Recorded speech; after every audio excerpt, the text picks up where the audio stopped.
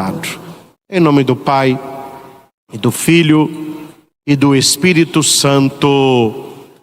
Amém. Queridos irmãos e irmãs, estamos iniciando hoje na igreja, no mundo inteiro, o tempo do advento, que vem do latim advenire, aquele que vem para perto. Note que os paramentos agora é o roxo, lembrando um tempo de conversão, um tempo de introspecção, um tempo de preparação. Tudo aquilo que é importante requer preparação. E a segunda leitura desta missa dominical, que está na primeira carta de São Paulo aos Tessalonicenses, capítulo 3, versículo 12 e seguintes, nos fala de algo muito importante na vida de todo cristão católico que busca uma vida com seriedade, que busca uma vida de santidade. É a palavra progresso. Progresso. Aqui eu gosto de muita analogia. Analogias são exemplos, porque nos introduzem no mistério, a gente entende as coisas com mais facilidade. Pegue um rapazinho, fraco, coitadinho, magro, igual ele só. E ele está vendo os coleguinhas, todo mundo assim, mais bombadinho. Aí ele vai e entra para a academia. Aí ele entra para a academia, faz lá a sua avaliação. O seu instrutor vai falar com ele: olha, nós temos um programa a seguir a partir de hoje. Você precisa dormir e você precisa se alimentar bem. Tá bom. E ele começa a academia. Ele vai levantando peso e tal e tal. Passado 2 meses, avaliação. Mede tudo. Vai lá. Exercício, comida, sono, exercício. Passou 2 meses, avaliação. Uma pessoa obesa, ela quer perder peso, ela precisa perder peso. Ela procura uma nutricionista, começa a fazer a sua dieta, caminhada, exercício. Ela vai na nutricionista, fita, mede. Passou 1 mês, fita, mede. Por que aquele pessoal na academia está medindo o rapaz e a nutricionista está medindo a pessoa que quer emagrecer? Eles estão vendo se está havendo progresso. Aquele rapaz que entrou aqui na academia há 6 meses, ele tem mais músculo, ele está mais forte. Aquela pessoa obesa, ela está mais magra. Como que se fez isso? Pelo progresso. A segunda leitura da missa deste primeiro domingo do Advento, São Paulo está dizendo para todos nós: procure fazer progresso na vida espiritual. Aprendestes de nós como deveis viver para agradar a Deus, e já estáis vivendo assim.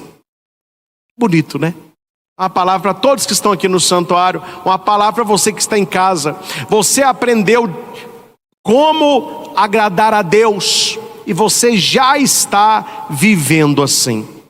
Mas Paulo vai nos pedir: fazei progressos ainda maiores. Aprendi uma coisa da academia: não é o peso que fica mais leve, é a gente que fica mais forte. Uma pessoa entra na academia, ela pega um peso de 10 quilos. Nossa senhora! Como alguém levanta isso aqui, gente? Passa poucas semanas, está a pessoa lá com de 10 quilos. O peso ficou mais leve? Não. A pessoa ficou mais forte. Paulo está dizendo: fazei progressos ainda maiores. Você é uma pessoa de oração? Você reza? Fazei progressos ainda maiores. Você é uma pessoa de missa? Celebra, adora o Senhor? Fazei progressos ainda maiores. Você busca uma vida de santidade, está com a confissão em dia, fazei progressos ainda maiores. Não se acomode. Aqui tá bom. Não. Queira mais. Agradecido sempre, conformado jamais. E Paulo vai dizer na leitura, aí eu estou no início da leitura: o Senhor vos conceda que o amor entre vós e para com todos, entre vós e para com todos, aumente e transborde ainda mais. A minha pergunta é: qual é o fruto do verdadeiro amor? As pessoas hoje falam, né? Só love. Ó, só isso aqui, ó. Só love. Ah, Jesus veio para falar de amor. O que vale é o amor. Eu amei, eu amo, eu amarei. Love. Mas qual que é o fruto do amor? E São Paulo vai dizer qual é o fruto do amor. Vamos à leitura? Que assim ele confirme os vossos corações numa santidade de vida, sem defeito aos olhos do Pai. Como que eu sei, meus irmãos, se eu estou vivendo o amor de Deus? Se a minha vida busca a santidade, se eu me afasto do pecado, se eu quero uma vida que agrade a Deus. Paulo vai dizer: procure uma vida que agrade a Deus.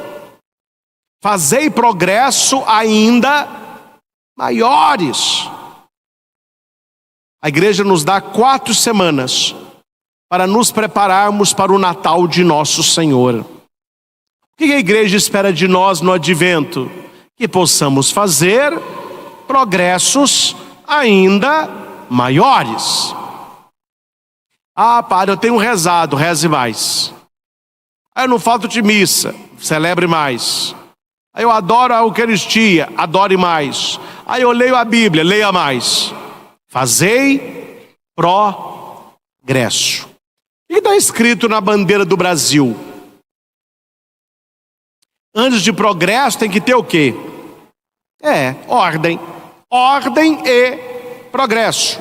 Deus está nos pedindo: fazei progressos espirituais. E o que eu tenho que ter para ter progresso? Ordem. Coloque em ordem a sua vida espiritual. Quando eu falo colocar em ordem, é ter horário. Eu tenho horário para acordar, você também tem, não tem? A gente não tem horário para almoçar? A gente não tem horário para fazer exercício? Você não tem horário para tomar banho? Tem que ter horário para rezar. Horário para rezar é no relógio. Este horário eu não vou sair, eu não vou ver televisão, eu não vou mexer na internet, eu não vou assistir filme. É a hora de Deus que eu vou rezar. Então eu vou colocar ordem na minha vida espiritual para que eu tenha progresso espiritual. Fazei progressos ainda maiores. Eu vi no para-choque de um caminhão o que ilustra bem esta pregação. Não sei se foi o caminhoneiro que escreveu, a mulher dele. Estava escrito assim: hoje eu sou melhor do que ontem e pior que amanhã. No início eu falei assim: como assim? Aí eu separei a frase: o cara quer ser melhor do que ontem, tá legal, porque hoje ele quer ser melhor do que ontem. E pior que amanhã, entendi, porque amanhã ele será melhor do que hoje. O que ele está buscando? Um progresso contínuo. Hoje eu sou melhor do que ontem e pior que amanhã, porque amanhã eu vou ser melhor do que hoje. Progresso contínuo. Permita-me citar apenas 3 pensamentos breves do Papa Bento XVI. Uma coleção que eu ganhei aqui do santuário há uns anos atrás, todas as homilias do Papa Bento XVI, calhamaço, são 6 livros desse. Aqui é do ano C, os domingos principais. E a primeira pregação do Papa Bento XVI aqui está escrito: primeiro domingo do advento, preparar os caminhos do coração. Não vou ler a homilia do Papa toda, claro que não. Mas aqui eu quero ler apenas 3 pontos. Primeiro ponto, ele vai dizer o que é o advento. Atenção.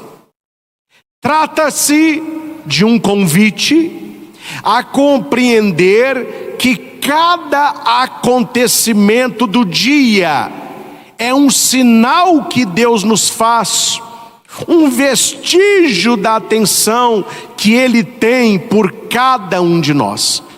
Eu preguei muito isso na missa aqui, antes da adoração. Se você quiser ouvir a pregação, é a pregação antes deste vídeo, a pregação anterior. Eu falava sobre os sinais. O Papa está dizendo aqui, o tempo do advento é um tempo para ver os sinais de Deus na nossa vida.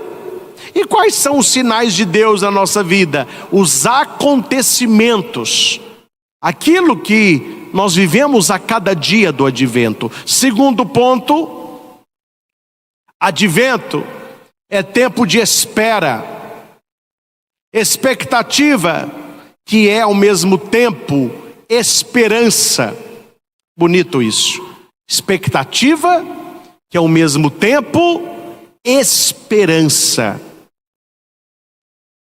Vamos fazer a separação das palavras? Expectativa pode ou não concretizar. Esperança já é algo concreto, só que ainda não para mim.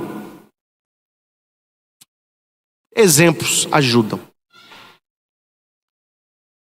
A criança, ela tem expectativa de que no Natal agora ela ganhe uma bike. Os pais não sabem se tem dinheiro, a criança ainda não sabe se foi aprovada na escola ou não, mas ela tem expectativa.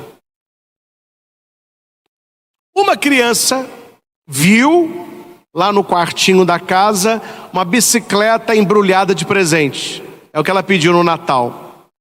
Então o coração dela se enche de esperança, porque no Natal ela quer receber aquela bicicleta. Qual que é a diferença entre expectativa e esperança? Expectativa pode não realizar. Não, eu estou indo para a praia, eu estou numa expectativa que eu vou voltar de lá moreninho. Você vai para a praia e chove a semana toda. Cadê a expectativa? Agora, eu tenho esperança que indo ao litoral eu verei o mar. Isso é certo. Quando você chegar no litoral, o mar está lá. Nós não podemos viver apenas de expectativa, mas o cristão ele vive de esperança. Porque quando nós esperamos no Senhor, aquilo que esperamos nos é dado no Natal. Que seja um tempo, como diz o Papa Bento XVI, um tempo de expectativa, mas muito mais um tempo de esperança, um tempo de certeza, um tempo de mudança, um tempo de conversão. E por último, o Papa vai dizer: o advento cristão é ocasião para despertar em nós o autêntico sentido da espera. Voltando ao coração da nossa fé, que é o mistério de Cristo, o Messias, esperado durante longos séculos e nascido na pobreza de Belém. Qual é o Natal que nós esperamos? O Natal de Jesus. O Natal do Emanuel.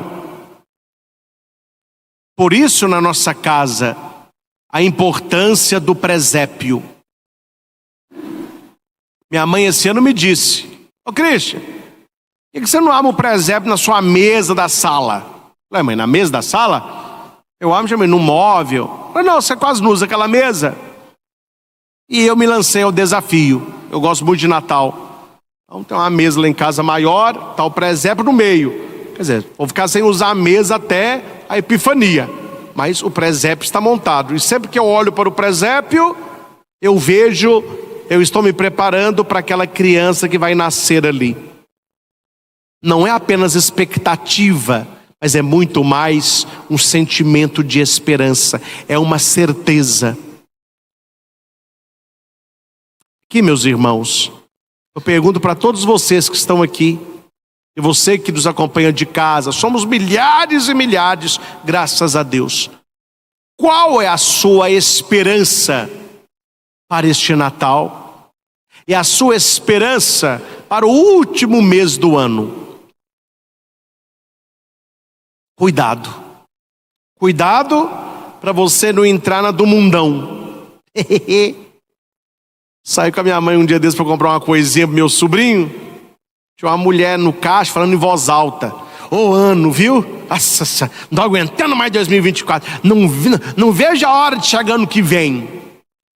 Eu não perguntei, mas queria perguntar para ela: ô colega, o que vai mudar? 31 de dezembro, 1º de janeiro. O que mudou, meu filho? Tirando o 4 e pondo o 5, mudou o quê? Nada. Trabalho é o mesmo, sua mulher é a mesma, seu marido é o mesmo, o problema é o mesmo, a doença é a mesma, o salário é o mesmo, tudo é a mesma coisa. Então não é esperar a mudança para lá. Quem fica esperando, atenção, quem fica esperando mudança do dia 1º de janeiro, a pessoa tem expectativa. Eu espero que ano que vem seja melhor do que esse. Não espera, não vamos fazer nada. Nós não temos expectativa, nós temos esperança. Nós temos certeza que com Deus a vitória é certa. A esperança não vem do verbo esperar, né, gente? Esperança vem do verbo esperançar, que é usado muito pelo português de Portugal. No Brasil a gente não usa muito isso. Não, eu estou esperançando tal coisa, eu não usa. A gente diz muito a palavra esperança, que não é do verbo esperar, é do verbo esperançar. E o que significa esperançar?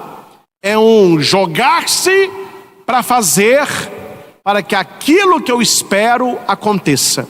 Então veja, o esperar em Deus não é um esperar sentado, é um esperar fazendo. Eu tenho muita esperança de que Deus vai me abençoar e que eu vá melhorar de saúde, amém? Mas enquanto eu tenho esperança nisso, o que eu estou fazendo? Exame, tomando os remédios, comendo o que posso, fazendo caminhada, esperança. Nossa, eu tenho esperança de que ano que vem eu vou ter mais controle financeiro. O que a pessoa está fazendo?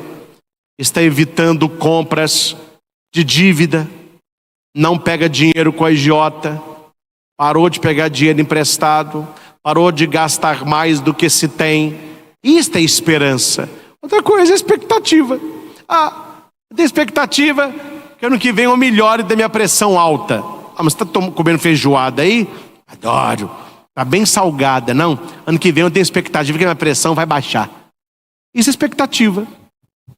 Nós temos que ter esperança. Esperando, esperei no Senhor e Ele ouviu o meu clamor.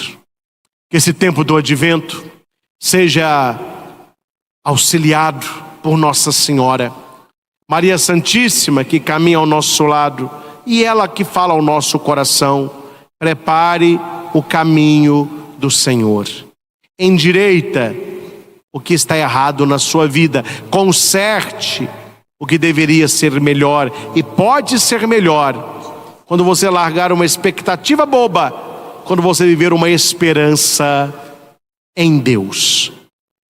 Que assim seja. Amém.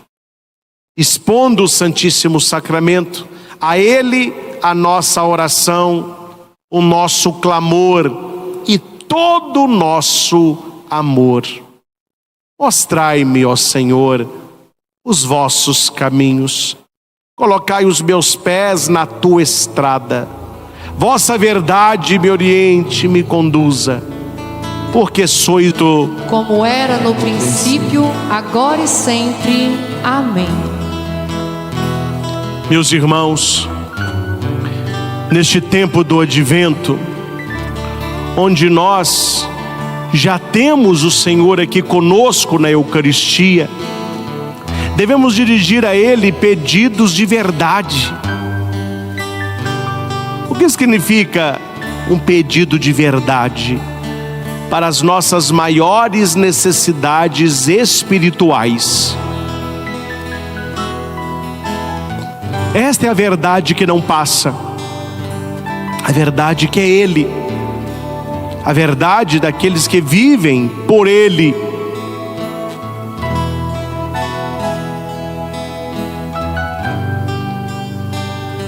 São Paulo nos convida a não criarmos no coração expectativas, mas sim esperança.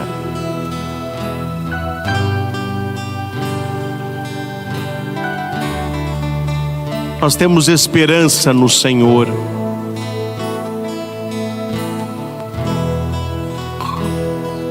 Eu te convido a depositar aos pés de Jesus os seus pedidos e as suas intenções neste incenso que agora nós daqui depositamos. Você que está no santuário, você que está em casa, à medida que o incenso for sendo colocado aos pés do Senhor, vá colocando aqui o incenso da sua vida, o incenso dos seus pedidos, das suas intenções.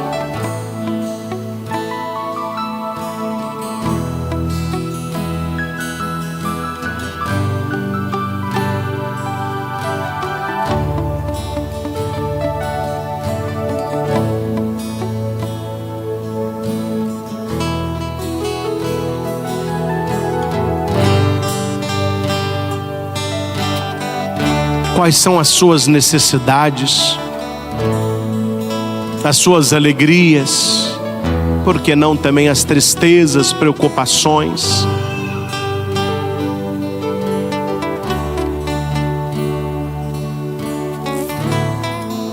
Quando vai chegando o final do ano, o nosso coração, isso é normal, todo ser humano tem isso, ele se enche de sonhos, de projetos.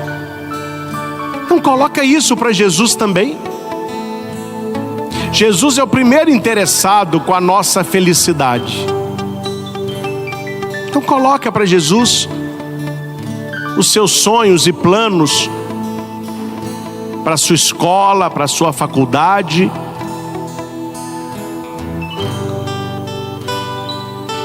para a sua família, o seu trabalho.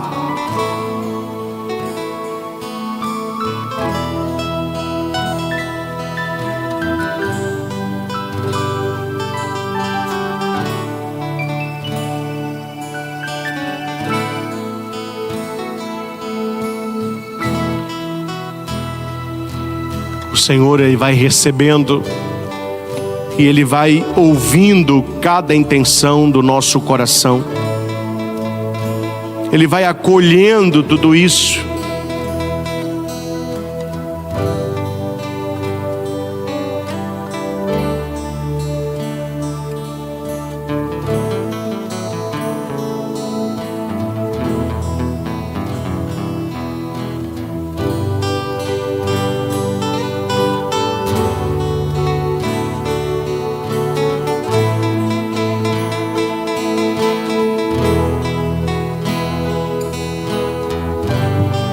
Senhor Jesus, volvei o teu olhar sobre a minha vida. O seu coração diga isso: volvei o teu olhar para a minha vida, para os meus sonhos, para os meus projetos. Volvei o teu olhar, Senhor, para as coisas que não foram boas este ano, pelas coisas que eu esperava que fossem diferentes.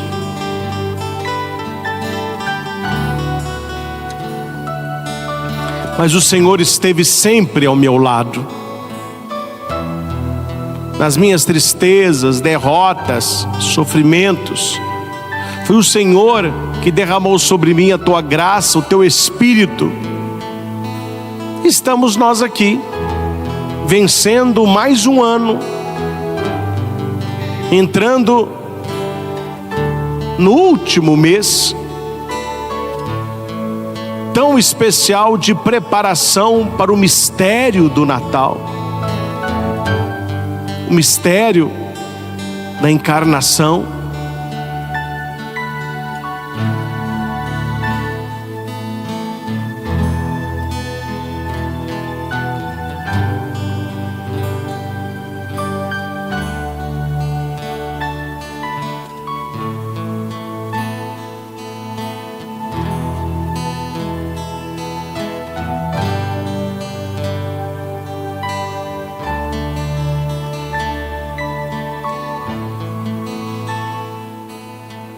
Vamos repetir juntos. Senhor Jesus, coloque as tuas mãos no meu coração e afasta de dentro de mim, Senhor, tudo que pode atrapalhar a minha preparação para o Natal. Tu conheces a minha vida. Tu sabes tudo, Senhor, e Tu sabes o que pode me atrapalhar. Não permita, Senhor, que o meu coração se torne insensível. Conceda-me, Senhor, o dom do equilíbrio em tudo aquilo que eu fizer na minha vida. Conceda-me o dom do equilíbrio, para que eu possa honrá-lo com a minha própria vida.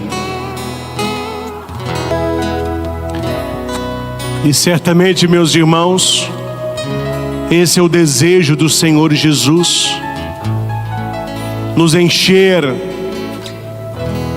até transbordar. Aqui nós voltamos à leitura que refletimos antes desta adoração, e foi bom esta canção, bem propícia, aquilo que diz a segunda leitura.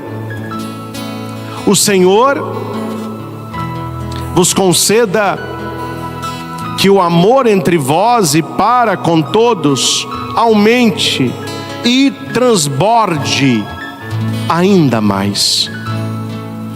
Nós queremos isso, um amor completo, um amor transbordante, um amor que nos leve a uma vida de santidade, a um coração sem defeito aos olhos de Deus. Esta deve ser a nossa preocupação, meus irmãos. Como que eu sou visto por Deus? Como que Deus contempla a minha vida? O que Deus tem visto do meu dia a dia?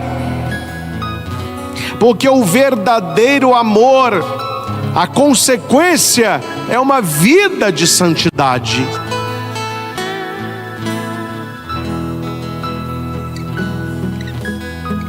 Fujamos, meus irmãos, fujamos de uma vida dúbia aos olhos do Senhor, sendo uma pessoa dentro da igreja e outra fora. Dentro da igreja falamos de santidade, procuramos as coisas do céu, mas quando voltamos para a nossa vida, quanta coisa não combina, quanta coisa está em desacordo com a vontade, com a palavra de Jesus. É por isso que Paulo vai dizer: aprendestes de nós como deveis viver para agradar a Deus, e já estáis vivendo assim.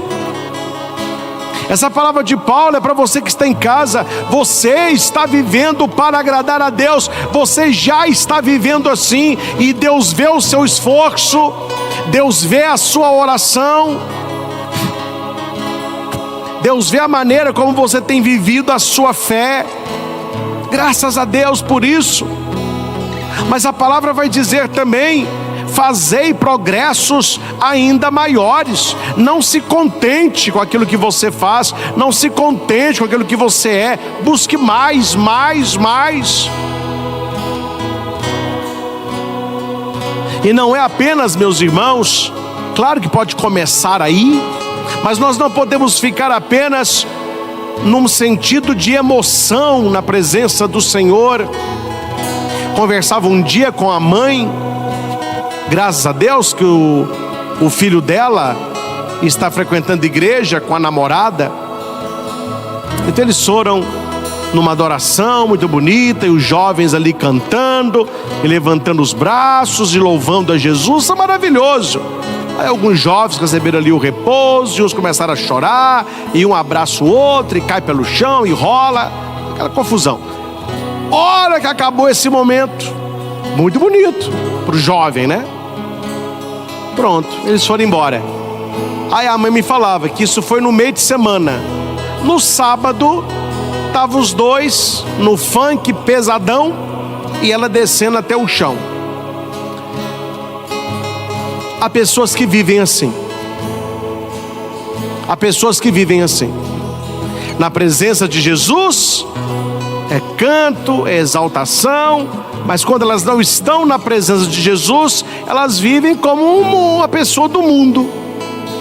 É por isso que Paulo está pedindo para a gente: vocês devem viver uma vida que agrada a Deus. E eu sei que muita gente vive uma vida que agrada a Deus, mas fazei progressos ainda maiores. É um caminho permanente. São João Paulo II, numa das suas homilias do Advento, ele disse assim: Advento não é apenas um tempo da igreja. Toda vida cristã é um permanente advento, que nós estamos esperando a chegada do Rei Jesus. Olha que bonito o que disse o Papa João Paulo II. Nós estamos nessas 4 semanas do advento, mas que não devem ser só 4 semanas, devem ser uma vida. A nossa vida é um advento. O Senhor pode chegar a cada momento, então nós precisamos estar preparados. A nossa vida precisa realmente agradar a Deus. É por isso, Senhor, que nós pedimos: encha o nosso coração deste amor com que São Paulo está nos falando nesta leitura. Porque aqui não é um amor mundano, é um amor de Deus. Porque Paulo vai dizer: o Senhor vos conceda o amor. Então é um amor que vem de Deus, não é um amor humano, um amor... Não, é um amor do alto. O Senhor nos concede este amor entre nós e para com todos, que Ele aumente e transborde. Que Ele aumente e transborde. Senhor Jesus, neste momento de adoração, que o Teu toque, que Teu olhar estejam em cada coração, e principalmente naquelas pessoas que mais precisam, a começar por aqueles que estão aqui no santuário, você que está em casa. Que Jesus retire do nosso coração, do seu coração, toda tristeza, toda depressão, toda ansiedade. todo medo, toda preocupação, todo ataque de pânico.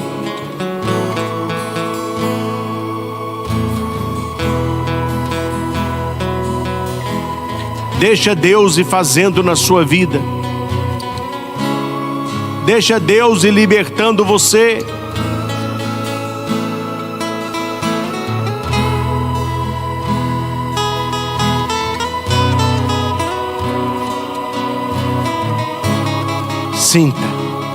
Sinta a brisa suave de Deus visitar o teu coração neste momento. Sinta o toque amoroso de Cristo na tua vida.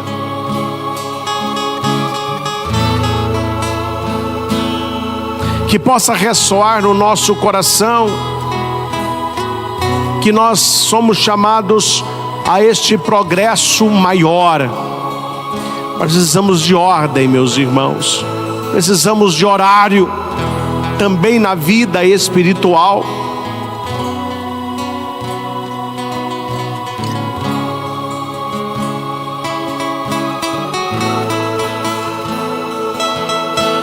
Adore o Senhor, exalte o teu nome, sinta no teu coração toda a força e direcionamento para a sua vida. Basta você pedir: mostrai-me, ó Senhor, os vossos caminhos, guiai-me pelas estradas que conduzem à verdade, à salvação, à vida. Não há oração que fique sem resposta. Adore o Senhor.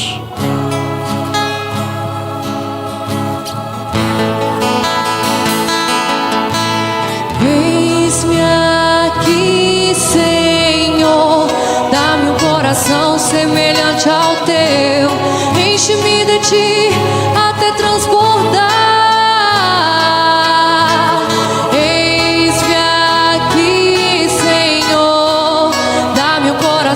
Semelhante ao teu, enche-me de ti até transbordar. Eis-me aqui, Senhor, dá-me um coração semelhante ao teu, enche-me de ti até transbordar.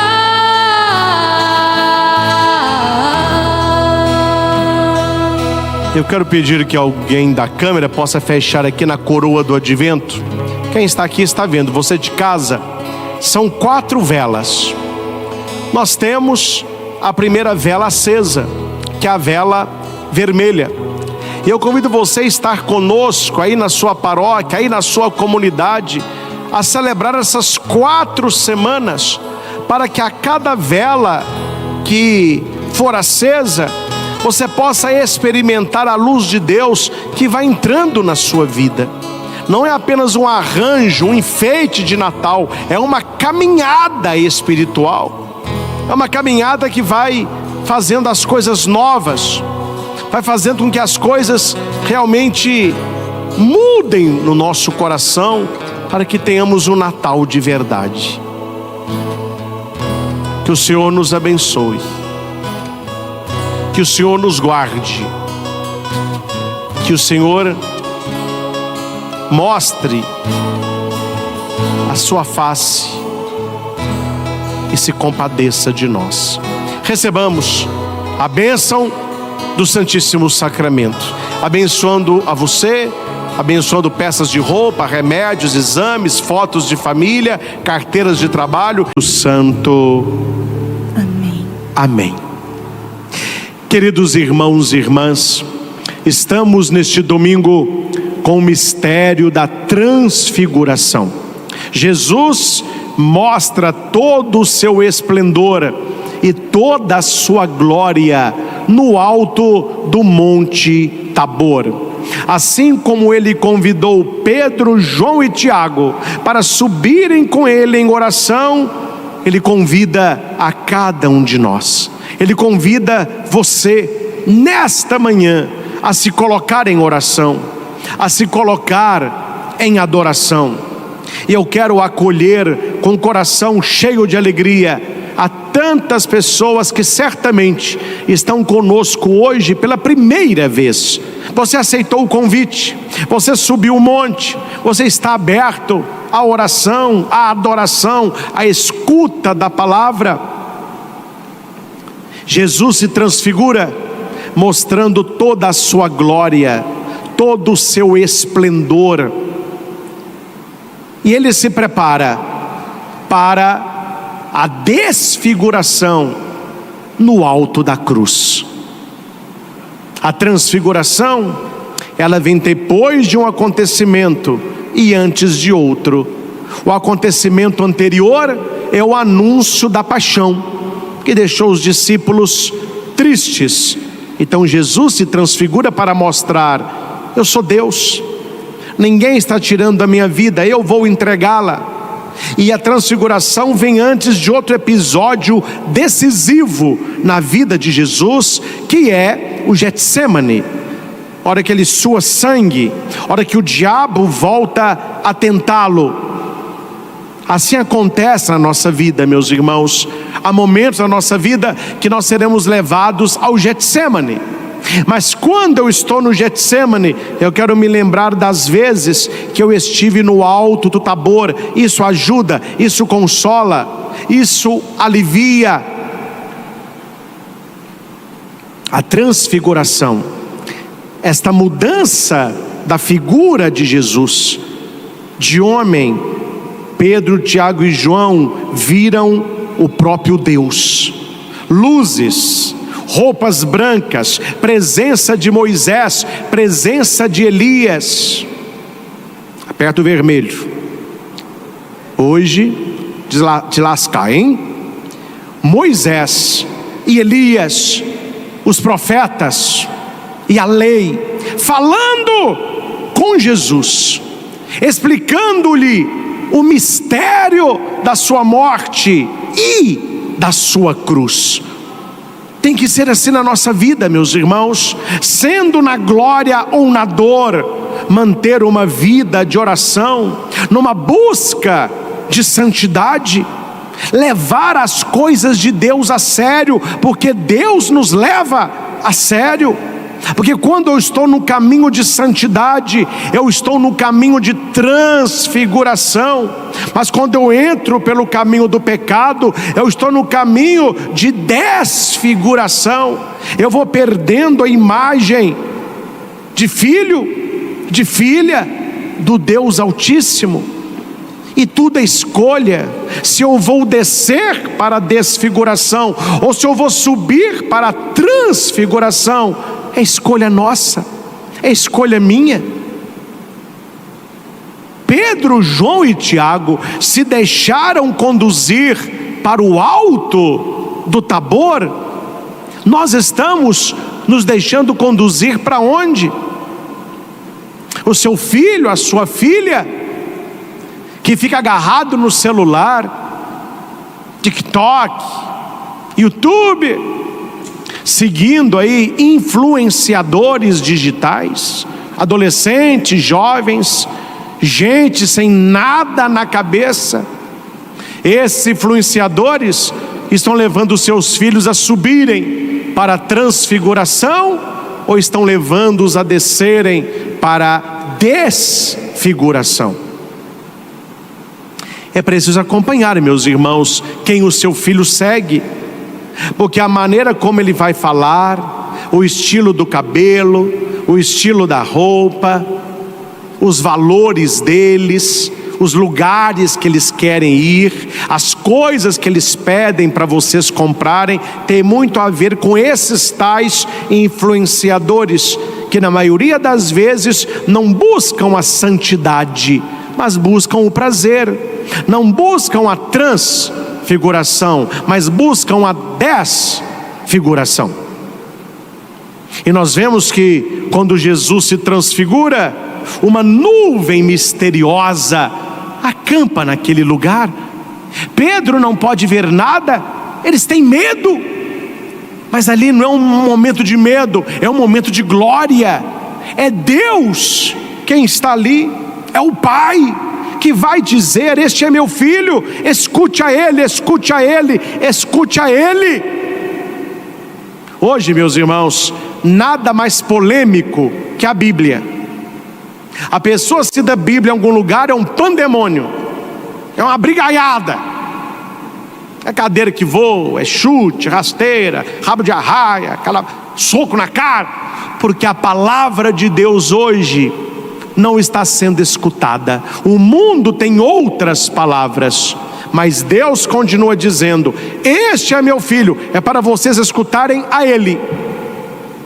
Vocês querem se transfigurar? É para escutarem a ele. Vocês querem uma vida de santidade? É para escutarem a ele. Você quer ser feliz de verdade? Escute o meu filho amado. É a ele que nós devemos escutar. Nós vamos escutar artista, influenciador, político, pessoa. Não. Queremos escutar o Senhor. Este é meu filho, e ele vocês devem ouvir. E aqui é preciso lembrar que este Deus que fala dentro da nuvem é um Deus que faz aliança, é um Deus que nos busca, é um Deus que mostra que Ele é capaz de realizar na nossa vida o que Ele prometeu. Deus não é Deus de voltar palavra, Deus não é Deus de não cumprir palavra. Se você é infiel, Deus permanece fiel. A primeira leitura, nós temos a figura de Abrão, que depois vai se tornar Abraão. E aqui Jesus, ele conduz Pedro, Tiago e João para o alto do Tabor. Em Gênesis, o Senhor também conduz. Ele conduz Abraão para fora.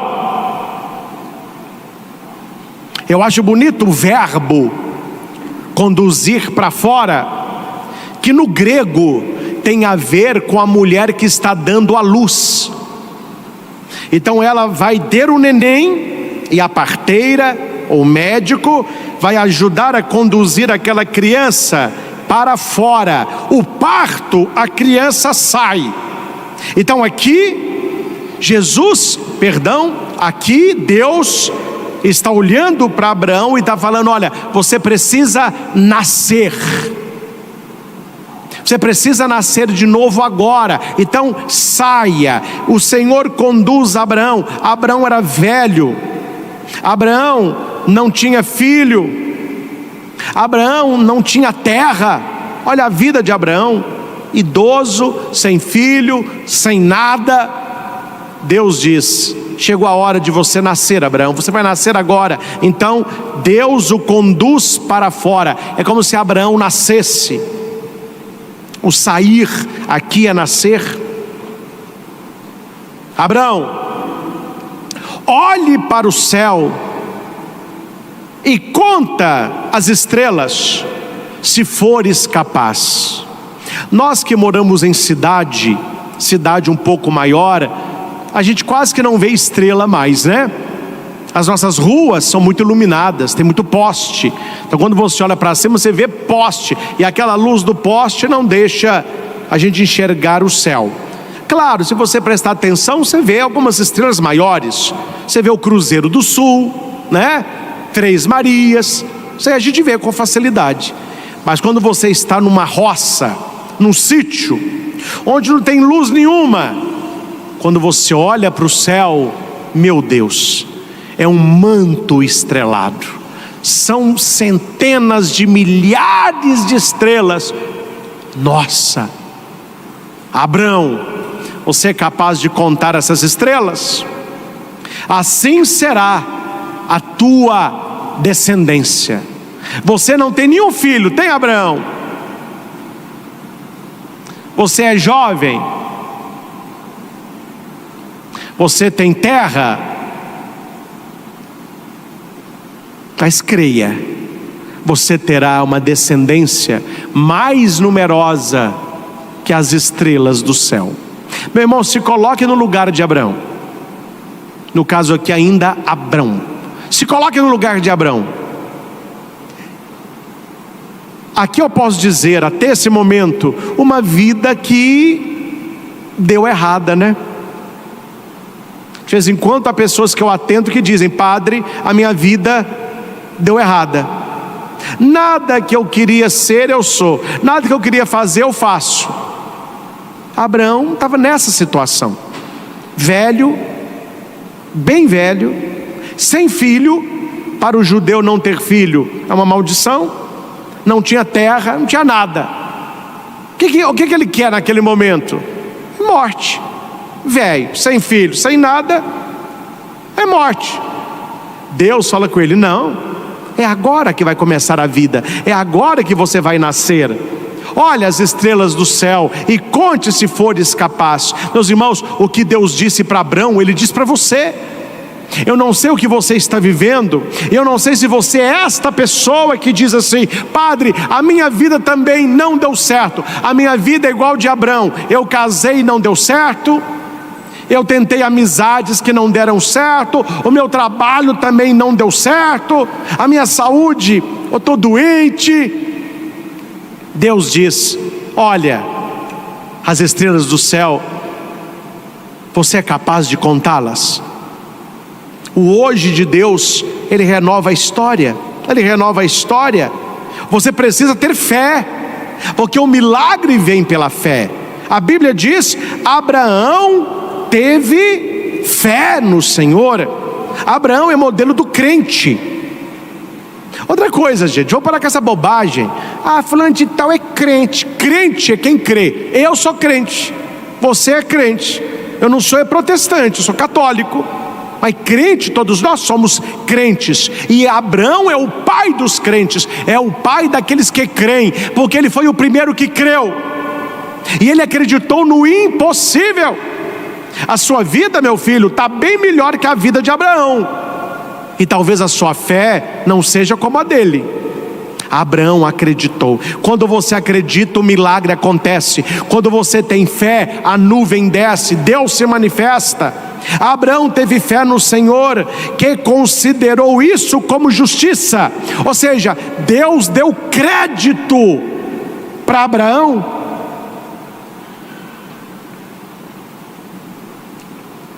Na nossa vida é assim. Você quer comprar um carro, você quer comprar uma coisa de mais valor, você não vai logo comprando. Você tem que saber quem é que está vendendo. Aí você vê na internet, vê um carro que você quer, lá tem o valor do carro. O que a pessoa esperta faz? Quem conhece o vendedor? Você conhece a pessoa? Eu conheço, aqui de Divinópolis. É uma pessoa de boa fama? É uma pessoa confiável? Ela merece crédito. Merece, eu conheço ele, conheço a família. É uma pessoa de boa índole, é uma pessoa firme. Então eu estou com tranquilidade de fazer essa compra. Deus, quando olha para Abraão, o que ele vê? Uma pessoa que merece crédito, porque ele teve fé. Meus irmãos, quando Deus olha para mim, que sou padre, Ele olha para você, para os que nos ajudam aqui na liturgia. Quando Ele olha para você, homem e mulher, para você que está em casa, você que está aí na TV, quando Deus olha para você, Ele te dá crédito. Deus, Ele diz, aquele padre ali é de confiança, aquela mulher ali é de confiança, aquele homem, aquele jovem é de confiança. Eu quero isso, eu quero isso. Abraão alcançou isso. Abraão teve fé no Senhor, que considerou isso como justiça. Deus deu crédito a Abraão. Só, meus irmãos, que a gente não precisa ser bobo. Você pode ter fé, mas não precisa ser bobo. Eu não vou falar o nome, estou tendo dinheiro para processo não. Meu advogado falou comigo: não fale o nome. Tá bom, mas o caso eu vou contar. Eu estava escutando uma pregação de um pastoreco, que nem pastor é um pastoreco, interpretando a anunciação do anjo à Santíssima Virgem Maria. E o cara teve o desplante, a ousadia de dizer que Maria não tinha aquela fé que o católico diz que ela tem, porque ela questionou. Como que será isso? Que aquele que questiona não tem fé. Claro, ele queria atacar a Virgem Maria. Só que o mesmo que fala mal de Maria fica: eu sou filho do pai Abraão. Abraão é o pai da fé, é o patriarca. Meu caro, assim como Maria queria entender o que Gabriel dizia para ela, Abraão queria entender o que Deus disse. E Abraão pergunta: Maria não disse como acontecerá isso? Disse ou não disse? O que Abraão disse?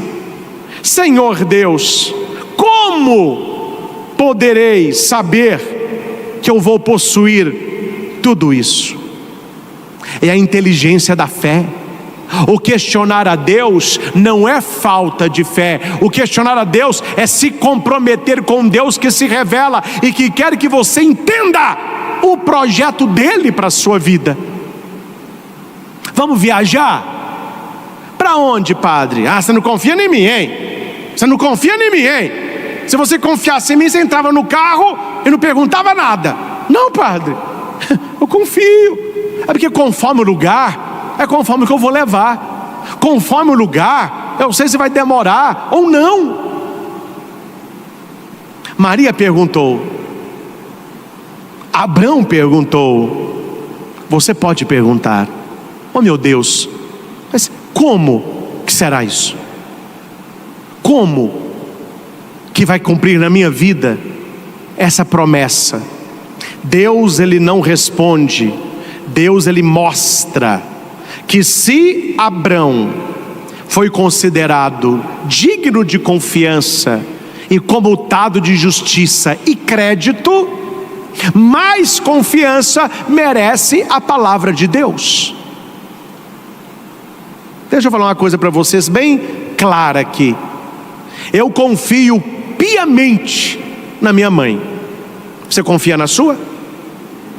Eu confio piamente no meu irmão. Se ele falar: Cristo, me empresta tanto, nunca pediu, mas se pedir, toma, tem que assinar nada, é meu irmão, porque eu tenho certeza que na índole dele voltará. Para os meus amigos próximos que eu confio, eles têm crédito. Se eu confio na minha mãe, se eu confio no meu irmão, se eu confio nos meus amigos, por que eu não vou confiar em Deus? Sendo que a palavra de Deus é mais que a palavra de qualquer ser humano. Então Deus vai dizer para Abraão, que perguntou o como: traze-me uma novilha de 3 anos, uma cabra de 3 anos, um carneiro de 3 anos, além de uma rola e uma pombinha. Abraão trouxe tudo e dividiu os animais no meio, uma banda de um lado, uma banda do outro. Por quê? Por quê? Porque hoje, quando você confia muito numa pessoa, basta a palavra dela em um aperto de mão. Olha, você pode me ajudar? Posso, eu vou te ajudar. Toca aqui, não é assim? Toca aqui. Balança a mão. Contrato fechado. Você sabe por que a gente dá as mãos e a gente balança a mão? Você sabe? Sabe o que o militar, antes de dar as mãos, ele faz assim? Aí depois ele dá as mãos. Por que a gente balança a mão? Porque na época das grandes conquistas, na época da grande Europa, ali época medieval, as pessoas faziam um contrato, e muitas faziam um contrato com pessoas falsas, e a pessoa então punha na manga uma arma Na cintura não tinha, mas tinha na manga. Aí ele pegava o dinheiro ou o saco de ouro, pegava a arma e matava a pessoa. Aí não tinha que pagar. Agora, quando a pessoa pegava na mão e balançava, é para se tivesse com uma arma na manga, a arma cairia, sendo uma carrucha, uma faca, por isso que balança. Claro, hoje em dia não mais, mas quando surgiu era assim. E o que o militar faz assim? Para mostrar que a mão não tem segurando arma. Você está segurando a arma e está dando um tiro na própria cabeça. Então, isso aqui era uma saudação, falar: eu estou em paz, eu não tenho arma, né? Tanto que nós, latino-americanos, a continência militar, ela é assim, ó, né? Apresentar. Para o oriental, não é assim não. Você já viu o filme? É assim, ó. A mão é para fora, quer dizer, não tem arma. É assim que se firma um contrato, dando as mãos. Hoje se firma contrato, assinando, registrando a assinatura. Como que eu fazia um contrato na época de Abrão? Eu pegava um animal, abria o animal no meio, os dois que estavam fazendo o contrato passavam no meio do bicho aberto e diziam: se eu não cumprir o meu contrato, que aconteça comigo pior que aconteceu com o animal. Quando Abrão abre os animais, significa haverá um pacto ali, haverá um contrato ali, haverá um aperto de mãos ali. E o interessante que Abrão não passa no meio dos animais. Quem que vai passar? É Deus. Está escrito no livro que quando o sol se pôs e escureceu, apareceu um braseiro fumegante e uma tocha de fogo que passou no meio dos animais divididos. Naquele dia o Senhor fez aliança com Abraão. Como poderei saber que vou possuí-la? Pergunta Abraão. Deus responde: pela aliança que fiz contigo, eu passei no meio dos animais. Essa é a aliança que Deus faz conosco. E veja, meus irmãos, o mais bonito no texto: a aliança de Deus não depende da sua aliança. Abraão não passou no meio dos animais, mas Deus passou, ele fez aliança, ele se manterá fiel e ele cumprirá a aliança. Realização de um acordo com o próprio Deus. E por último, que eu não poderia deixar, porque o negócio está muito claro aqui. Eu dizia no início da pregação que o Senhor conduziu Abraão para fora. Sair, eu disse que é o mesmo que nascer. Mas no versículo 17 vai dizer que o sol se pôs. Quando o sol se põe é noite, e na Bíblia a noite é equivalente a sono. O Evangelho vai dizer: os discípulos tinham sono, e na Bíblia sono é igual a morte. Então, se Deus conduz Abraão para fora, para que Abraão nasça, o sol quando se pôs e tudo fica escuro e anoitece, esse entrar é a mesma coisa que morrer. Abraão é chamado para sair, para nascer. Quando o sol entra, é como se fosse a morte. Mas Deus faz aliança com aquele que morre para si mesmo e nasce para Ele. Esse é o movimento. É um nascer para Deus e um morrer para o mundo. Padre, qual que é o versículo mais bonito e mais intrigante que o senhor acha desta primeira leitura? Não falei dele até agora e termino com ele. É o versículo 11. Porque onde Deus coloca a mão, o diabo coloca o rabo. Tem pessoas que estão olhando para você e elas querem apenas uma coisa: atrapalhar o seu relacionamento com Deus. Guarde isso no seu coração. Há pessoas que querem atrapalhar o seu relacionamento com Deus. Implicam com você. Se você está rezando, elas implicam. Se você acorda mais cedo para rezar o terço, elas implicam. se você vai na igreja e fica um tempo maior, elas implicam. O versículo 11 diz que Abraão dividiu os animais. E neste momento, as aves de rapina, muitos abutres, se precipitaram contra os cadáveres. Abraão abre os animais, as aves de rapina vêm para comê-los. E Abraão os enxotou. Meus irmãos, para quem sabe ler, um pingo é letra, não é? Cuidado com as aves de rapina na sua vida espiritual. É você oferecendo as coisas para Deus e as aves de rapina querendo pegar a tua oferta, a tua oração. Aves de rapina são as pessoas que têm inveja de você, são as pessoas que não gostam de você, são as pessoas que implicam com a sua transfiguração, mas que adoram levar você para um caminho de desfiguração. Foi assim com Abraão, é assim comigo e será assim com você. Quando você está oferecendo para Deus o seu melhor, as aves de rapina, fica tudo, faça o que Abraão fez. Abraão as enxotou. Enxote da sua vida, ponha para fora da sua vida o pecado, pessoas que não acrescentam, pessoas que não querem ver você crescer, pessoas que te puxam para baixo, pessoas que têm palavras negativas, palavras de maldição. É preciso enxotá-las. E ao mesmo tempo que você vai colocando para fora quem não deve estar na sua vida, Deus vai colocando para dentro pessoas que sonham com você, pessoas que buscam o céu como você.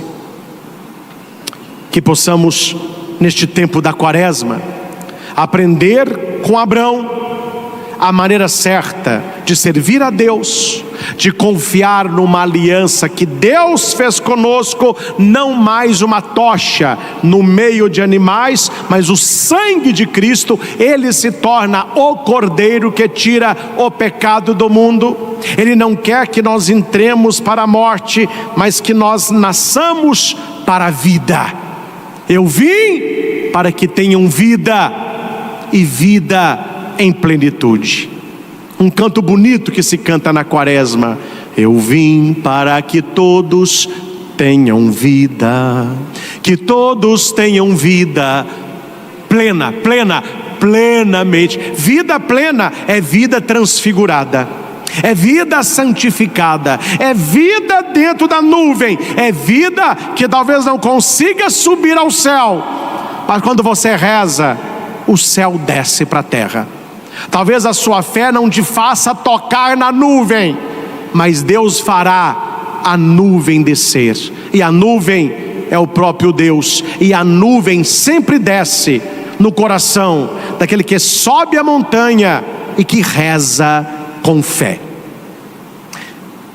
Que nesta adoração o Senhor cele no nosso coração esta aliança de amor feita outrora com Abraão e hoje com cada um de nós no sangue de Jesus. Glória é Jesus. Graças e louvores se deem a cada momento ao Santíssimo e Diviníssimo Sacramento.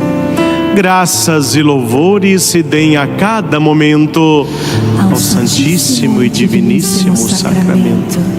Graças e louvores se deem a cada momento ao Santíssimo e Diviníssimo Sacramento. Jesus, manso e humilde de coração, feito o nosso coração semelhante ao vosso. Glória ao Pai, ao Filho e ao Espírito Santo, como era no princípio, agora e e sempre. Queridos irmãos e irmãs, que nós possamos agora nos adentrarmos nesta nuvem que esteve no alto do Tabor e que agora envolve a cada um de nós.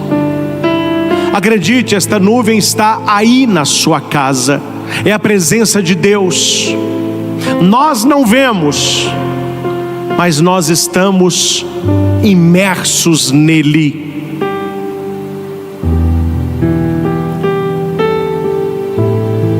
Um dos motivos que a igreja usa o incenso é porque aquela fumaça do incenso lembra esta nuvem que é Deus.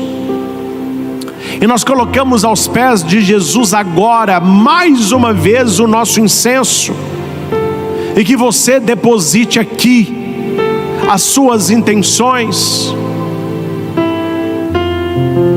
o seu agradecimento, as suas preces, as suas dores, a sua dúvida. Assim como a fumaça do incenso, ela sobe ao céu, subirá ao céu neste instante tudo aquilo que nós colocarmos em oração.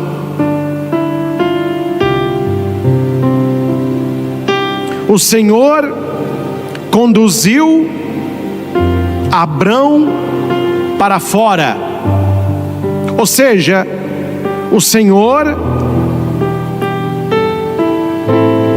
fez com que Abraão tivesse a experiência de um novo nascimento. Sair é igual a nascer.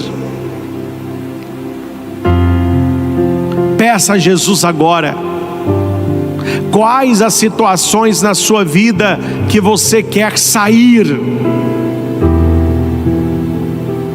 Talvez você quer sair deste vício, da bebida, do álcool, da droga, do cigarro, da pornografia, da masturbação, e você não consegue.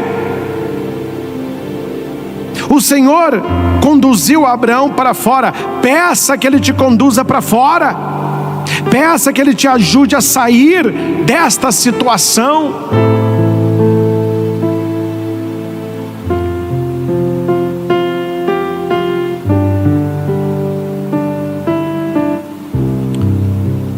E o Senhor coloca no meu coração neste momento um rapaz que nos acompanha de casa, que está tentando há meses terminar o namoro.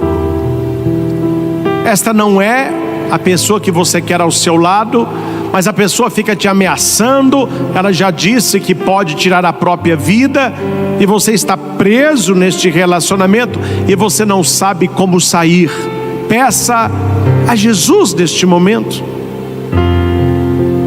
Tudo vai se resolver e vai terminar bem, porque onde Deus passa, nada embaraça. Claro que há situações inversas, onde as mulheres querem sair e o homem é que não quer deixar, mas eu quero proferir isso que veio no meu coração. Um rapaz que está conosco em casa, passando por esta situação. Dá-nos, Senhor, uma fé que acredita nas promessas, uma fé que faz aliança contigo, uma fé que está disposta a morrer para os prazeres deste mundo, para nascer gloriosa na tua presença.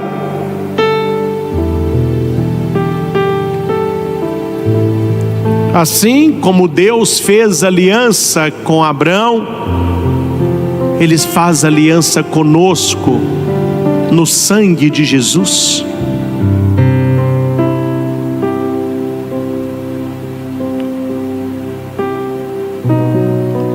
Faça aliança conosco, Senhor, e ajude-nos a ter uma vida de oração e vigilância, para que quando as aves de rapina se precipitarem sobre a minha vida, sobre a minha oração, sobre o meu caminho de santidade, sobre a minha quaresma, para que eu possa enxotá-las, assim como fez Abrão.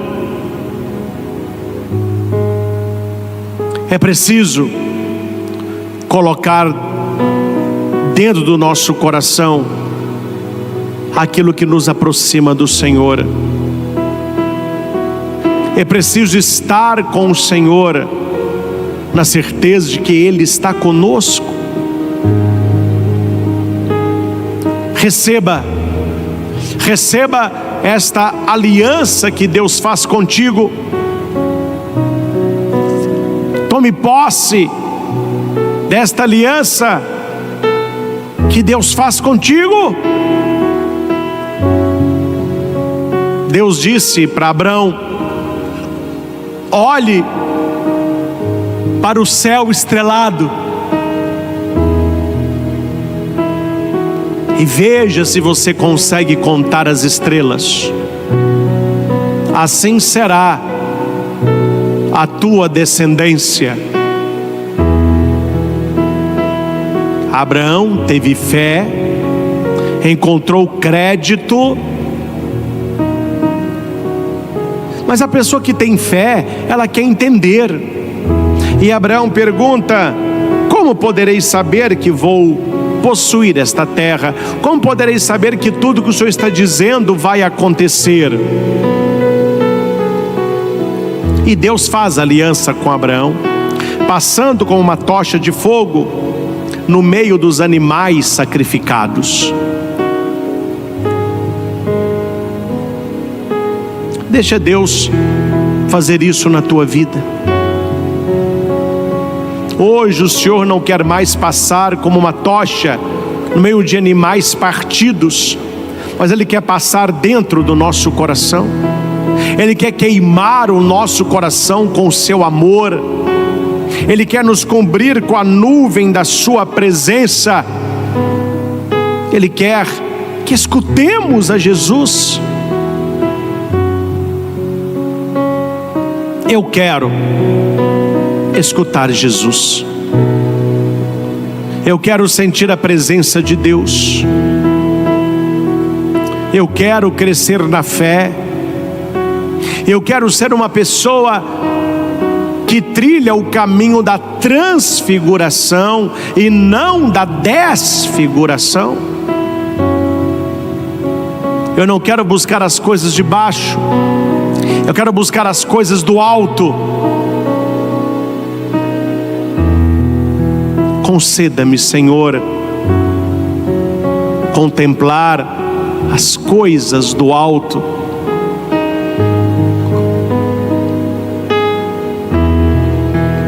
Deus deu uma promessa para Abrão, e Ele nos dá hoje uma promessa.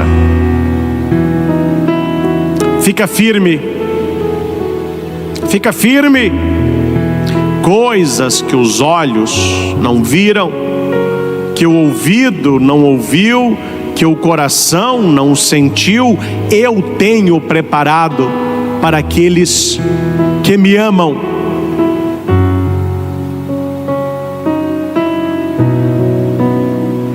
Mais uma vez, nós queremos colocar aqui um incenso, porque nós queremos rezar o salmo deste domingo. O Senhor é minha luz e salvação. E o incenso colocado aos pés do Senhor assume esta luz que nós queremos na nossa vida e esta salvação que nós buscamos.